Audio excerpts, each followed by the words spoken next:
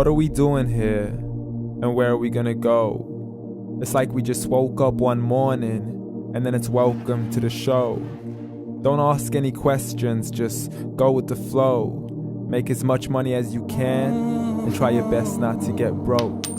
Copy everything you see on the TV, from the hairstyles to the clothes, and don't think too often, just do exactly as you're told. And if you ever get confused, then just turn towards the alcohol. You'll still hear your thoughts, then just turn up the radio as you learn to live a lifestyle of drugs, sex, and rock and roll. But in all honesty, I just need to know, is there more to the cycle than growing and getting old? Living and dying just to leave behind a happy home and a whole lot of property that somebody else is going to own. I just really need to know before the casket's closed, 'cause I'm not willing to gamble with my soul, nor am I ready to take any chances. These are just simple life questions and I'm just searching for some answers. Like, what are we doing here? And what is our purpose? How did we get here, and who made us so perfect? And what happens once we go, or is this world all really worth it? Questions we don't answer because apparently we don't really have to. There's no purpose to this life and our existence is merely natural. Then in that case, please let me ask you, did you create yourself, or was it somebody else who had fashioned you? 'Cause you're a being that's impeccable, faultless and unparalleled. You're a product of supreme intelligence and I'm merely being rational.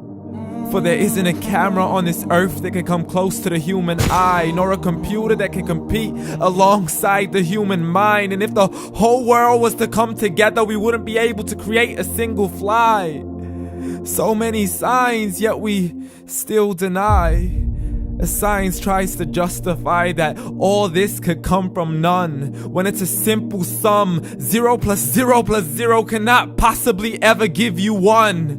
So from where did all this order come? But everything has its origins, a maker, a creator of its own. I mean, the only reason you're watching this video is because somebody had to press upload. So we can believe in the Big Bang, but I'd rather believe in He who caused it to explode.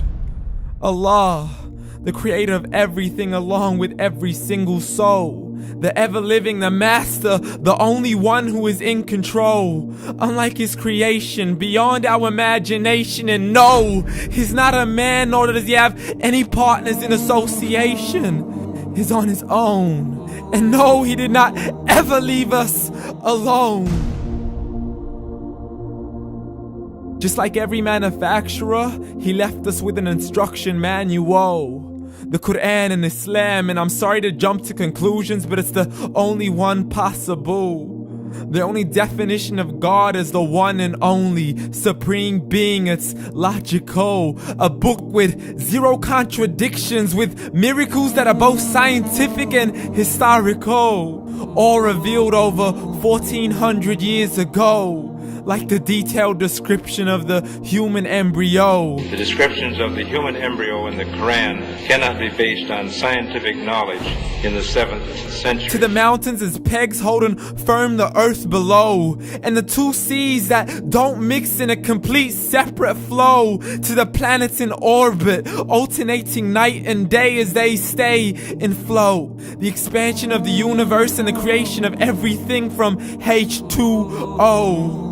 To the stories of the past and the preservation of Pharaoh. To identifying the lowest point in the land where Persia defeated Rome.